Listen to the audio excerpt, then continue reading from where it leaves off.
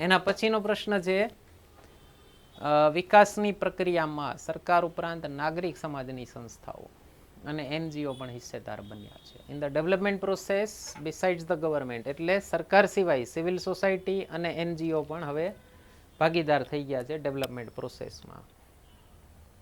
આ ઘટનાક્રમને સ્પષ્ટ કરો. પહેલાં તો બેની ડેફિનેશન જોઈ લઈએ. સિવિલ સોસાયટી એટલે શું? કમ્યુનિટી હોય, ગ્રુપ હોય જે ગવર્મેન્ટની બહાર કામ કરતા હોય અને લોકોના હિતો માટે કામ કરતા હોય. જેમ કે કોઈ ધાર્મિક સંસ્થા હોઈ શકે, કોઈ સામાજિક સંસ્થા હોઈ શકે જે ગવર્મેન્ટ સાથે જોડાયેલી નથી. ઓકે, પણ કામ કોના માટે કરે છે? જનતા માટે અથવા સમાજના મુદ્દાઓ ઉઠાવે છે. બરાબર. અને એનજીઓ શું છે? એનજીઓ એ તો એક પ્રોપર ઓર્ગેનાઇઝડ ગ્રુપ છે, નોન પ્રોફિટ ગ્રુપ હોય અને નેશનલે હોઈ શકે, ઇન્ટરનેશનલે હોઈ શકે.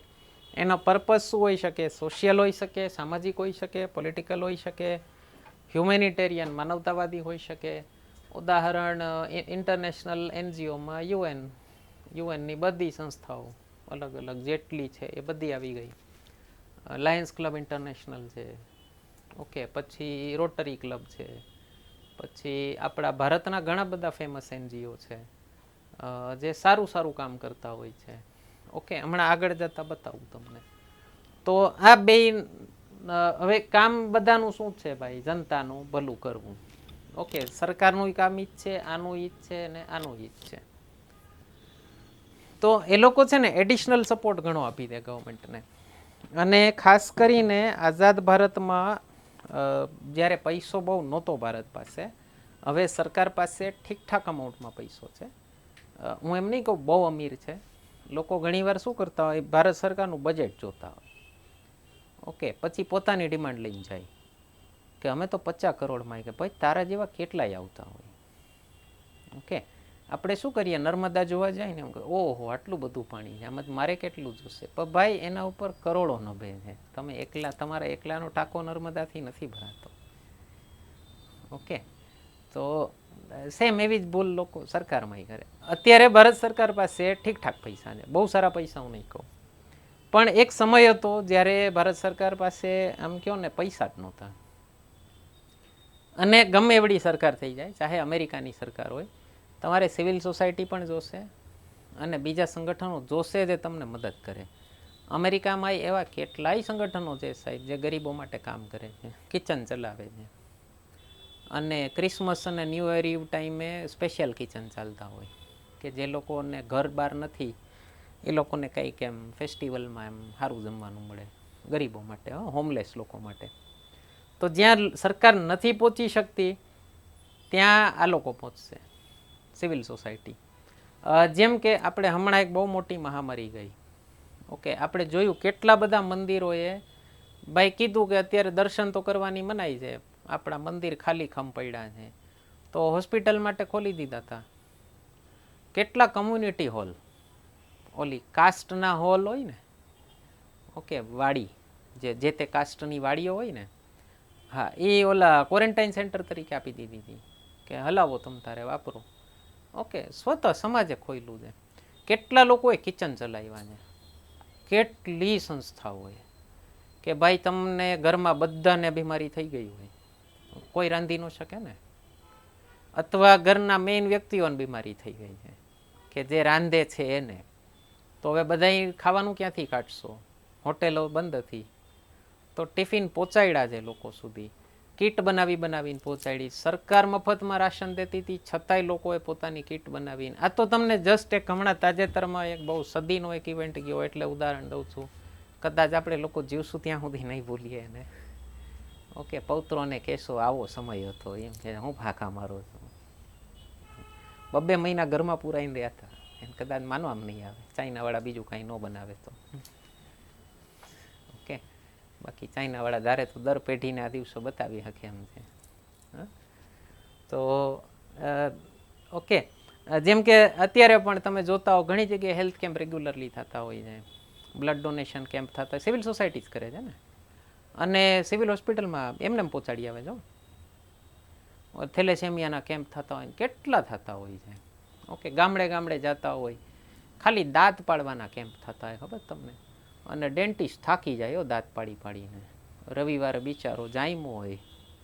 હા, મેં જોયેલા છે. એટલા ડોહાડોહિયું આવે, બેટા આ દુખે છે, બેટા આ દુખે છે. ઓલો જોઈને કે ઓહો માળી આ તો ચારેય કાઢવા પડશે. એને એમ હોય, ઓલાને માળીને એમ હોય કે એક જ છે. ઓલા એમ કે બે બાજુ આ કાઢવા પડે એમ છે ને બે બાજુ આ કાઢવા પડે. ઓકે, તો આશા કરીએ છીએ તમને પસંદ આવે છે લેક્ચર સિરીઝ. કોઈ ક્વેશ્ચન હોય કમેન્ટ સેક્શનમાં પૂછી લેજો. ચેનલ સબસ્ક્રાઈબ ન કરી હોય તો કરી લેજો. મિત્રો સાથે શેર કરવાનું ભૂલતા નહીં. અને આપણી બંધારણ લેક્ચર સિરીઝ આવી ગઈ છે, ન જોઈ હોય તો જોઈ લેજો. વૈદિક મેથ્સની લેક્ચર સિરીઝ મારા ફાધરની યુટ્યુબ ઉપર પડી છે, એ પણ જોઈ લેજો. બંનેના કોર્સીસ એપ્લિકેશન ઉપર આવી ગયા છે. ફક્ત આ 2 સબ્જેક્ટના કોર્સીસ પરચેસ કરી લેશો તો પણ તમારી આવનારી એક્ઝામ ક્લિયર કરવામાં 40% જેવી મદદ મળી જશે તમને. જીપીએસસી ક્લાસ 1ની પ્રિલિમ્સ કયો, STIની પ્રિલિમ્સ કયો, કે પછી PSI કોન્સ્ટેબલ કયો, તો બધી એક્ઝામમાં તમને ખૂબ કામ લાગશે. તો ન કર્યા હોય તો કોર્સીસ પરચેસ કરી લેજો, ખૂબ ફાયદો થશે તમને. કન્ટિન્યુ કરીએ છીએ આજના લેક્ચરથી. તો ઘણી બધી જગ્યાએ જ્યાં સરકાર પહોંચી નથી શકતી, હાવ છેવાડાના ગામમાં, ઓકે, મેં ધાર્મિક સંસ્થાઓની સ્કૂલો મફત ચાલતી જોયેલી છે. અને જેને તમે ગાળો દેતા હો ને બાવાઓ શું કરે છે, બહુ મસ્ત કામ કરતા જોયેલા છે.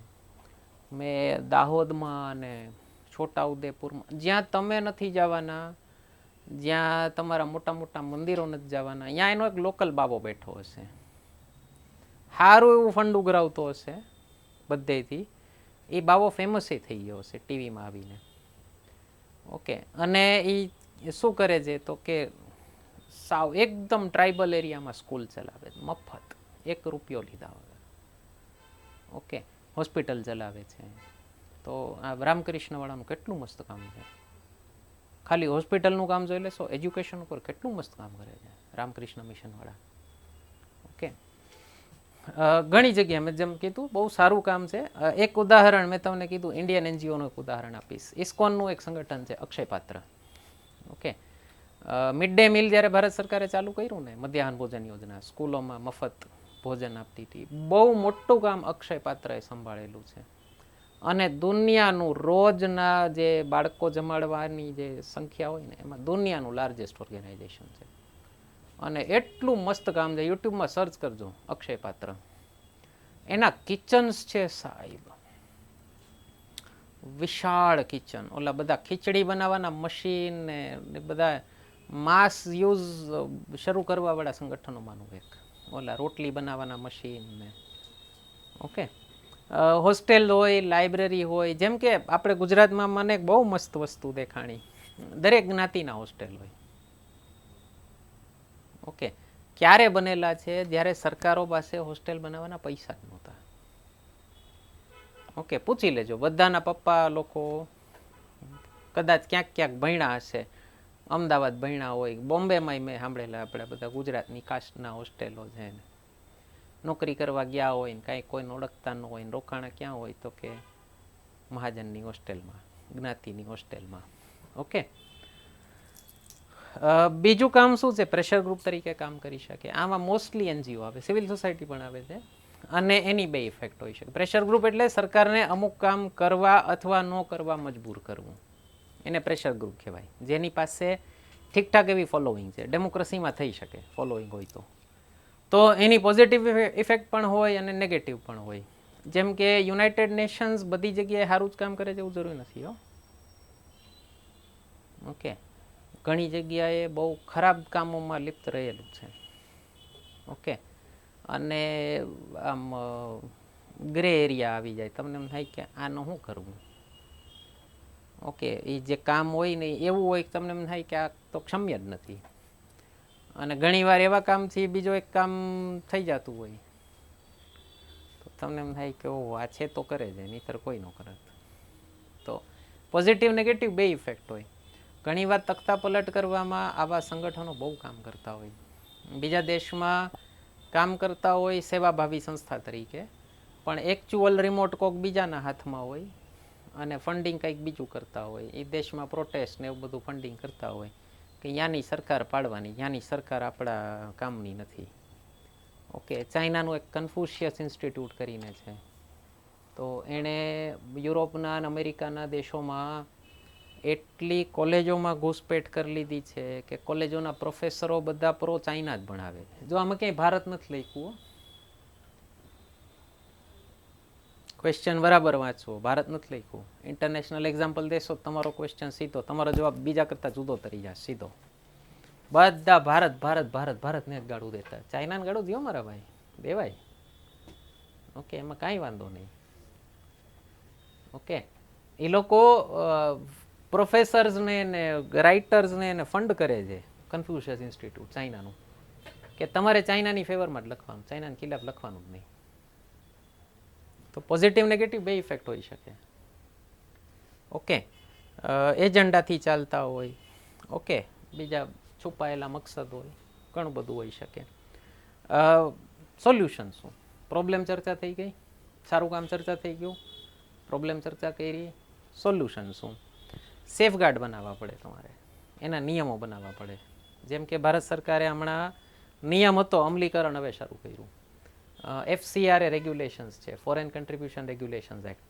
કોઈ પણ એનજીઓને ફોરેન ફંડિંગ આવતું હોય તો એને ફરજિયાત ઓડિટ કરાવવું પડે, બધું કહેવું પડે ક્યાંથી આવે છે.